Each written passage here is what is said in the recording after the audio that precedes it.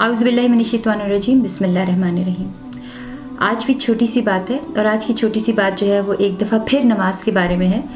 आप कह रहे होंगे कि राबी जो है वो नमाज के ऊपर इतना ज़ोर क्यों दे रही है। इसकी वजह यह है कि देखिए, हम भूखे प्यासे रहते हैं, इतना लंबा रोज़ा रखते हैं, तो हम फाका हमें नहीं करना चाहिए, क्योंकि अल्लाह ताला को हमारी, अब आप जब नमाज का तर्जुमा पढ़ेंगे आपको अंदाज़ा होगा कि अल्लाह को हमारी ज़रूरत नहीं है कि हम इबादत करें, हमें अल्लाह ताला की ज़रूरत है।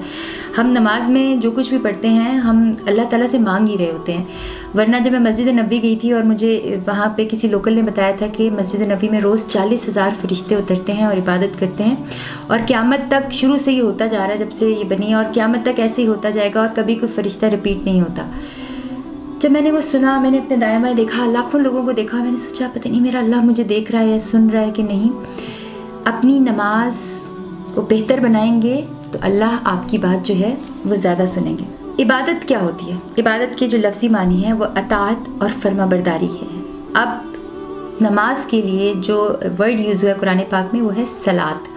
सलात जो है वो निकला है सल्लुन से। इसका मतलब है आग से जलाना या आग में डालना। तो इसका मतलब यह है कि नमाज का मतलब, सलात का मतलब यह है कि हमारे गुनाह जो हैं वो सारे आग में जल रहे हैं। ये एक ऐसा वजीफ़ा है जो गुनाहों को आग में जलाकर हमें पाक कर देता है। जहाँ पर कुरान पाक में 700 से ज़्यादा दफ़ा नमाज पढ़ने पर ज़ोर दिया गया है, वहीं पर नमाज कायम करने पर भी ज़ोर दिया गया है। अब नमाज कायम करने का क्या मतलब है? देखिए, नमाज पढ़ना और नमाज कायम करना दो डिफरेंट चीज़ें हैं। अकीमिस्सलात, अकीमुस्सलात, अकामुस्सलात, युकीमुनस्सलात, मुकीमुनस्सलात, अकामस्सलात, अकीमिनस्सलात, मुकीमिस्सलात। 50 से ज़्यादा दफ़ा जो है वो नमाज कायम करने का भी हुक्म दिया हुआ है। मतलब वक्त पर और सारे लवाजमात पूरे करके जब हम नमाज पढ़ते हैं तो वह नमाज कायम करना हो। हज़रत इब्राहीम अलैहिस्सलाम ने जब अपनी प्यारी बीवी हाजरा और हज़रत इस्माइल अलैहिस्सलाम को छोड़ा तो पता है क्या दुआ की?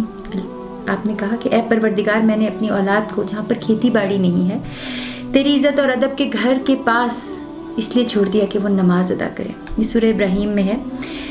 अब हम स्टार्ट करते हैं नमाज की नीयत से। मैं तो बचपन से एक ही नियत करती हूँ, अगर मैंने 2 फ़राइज़ पढ़ने हैं तो मैं नियत करती हूँ 2 रकत नमाज फ़र्ज़ वास्ते अल्लाह ताला के मुँह तरफ काबा शरीफ, वक्त नमाज फजर या जो भी है। अब देखें, नियत के अंदर हमें क्या क्या ज़रूरी है कि नमाज की नियत करता हूँ अल्लाह ताला के लिए, कितनी रकात, फ़र्ज़ या सुन्नत, और खाना काबा की तरफ मुँह। अब खाना काबा की तरफ मुँह करने को भी लोग कहते हैं कि हम खुदा ना खास्ता परस्तिश करते हैं खाना काबा की। नहीं, ठीक है, हमारा अल्लाह एक है, हमारे आखिरी रसूल एक है, हमारा कुरान पाक एक है, इसी तरह हमारी किबले की सिमत भी एक होनी चाहिए, और तमाम मुसलमान एक की तरफ रुख करके जो है वो नमाज पढ़ते हैं।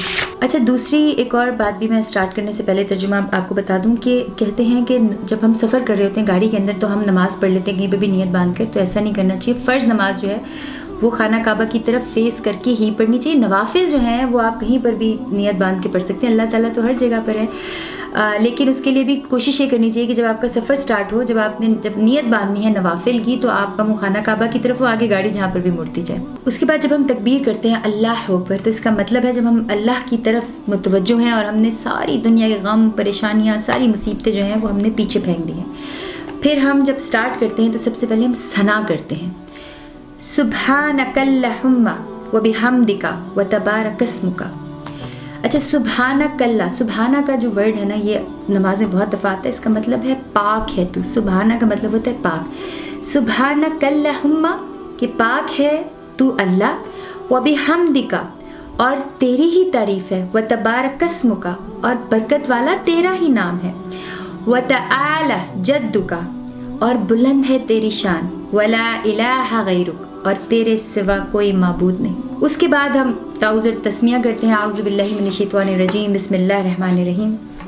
फिर हम सूरह फातिहा करते हैं। सूरह फातिहा जो है वो एक ऐसी सूरत है जिसमें पूरा कुरान पाक का खुलासा है। देखिए, अल्हम्दुलिल्लाहि रब्बिल आलमीन, अल्हम्द, तमाम दुनिया की जो तारीफ़ें हैं वो अल्लाह के लिए हैं जो कि तमाम जहानों का परवरदिगार है।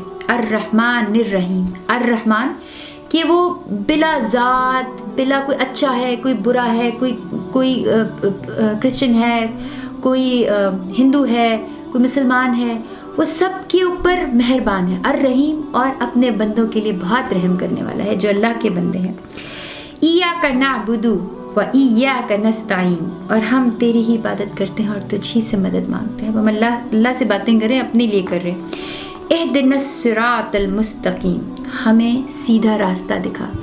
صراط الذین، راستہ ان لوگوں کا، انعمت جن پر انعام کیا تو نے، علیہم جن پر انعام کیا، غیر المغضوب علیہم نہ کہ ان لوگوں کا جن کے اوپر تیرا غضب ہوا، ولا الضالین اور نہ ہی گمراہوں کا. ہم کیا کر رہے ہیں اس کے اندر؟ ہم اپنے لیے دعا مانگ رہے ہیں. دیکھیں اس کی جو پہلی جو آیات ہیں ان کے اندر 4 چیزیں ہیں.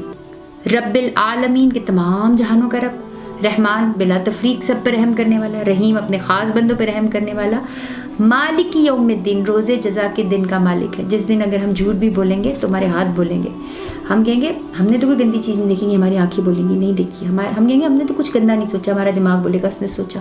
ہم کہیں گے ہم نے تو کسی کو گندے کمنٹ نہیں کیا، ہماری انگلیاں کہیں گی کہ کی. اس دن سے ہمیں ڈرنا چاہیے.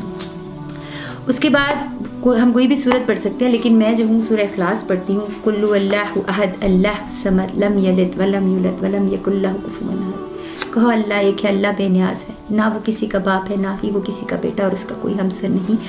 یہ تو ہم خیر بچپن سے ہی پڑھتے آ رہے ہیں. آپ یہ دیکھیں کہ ہم پوری نماز کے اندر صرف اللہ تعالیٰ کی حمد و ثنا کر رہے ہیں اور اپنے لیے دعائیں کر رہے ہیں. اس کا مطلب اب مطلب کا مزہ آنا شروع ہوگا. اس کے بعد ہم رکوع کے اندر گئے. رکوع جو ہے یہ پوزیشن ہمارے اللہ تعالیٰ کو بہت پسند ہے اور مجھے بھی بڑی پسند ہے. جب میں دیکھتی ہوں نا، جب مرد حضرات کو میں مسجد میں رکوع کرتے دیکھتی ہوں مجھے بہت اچھا لگتا ہے. سبحان ربی العظیم، پاک ہے میرا رب عظیم.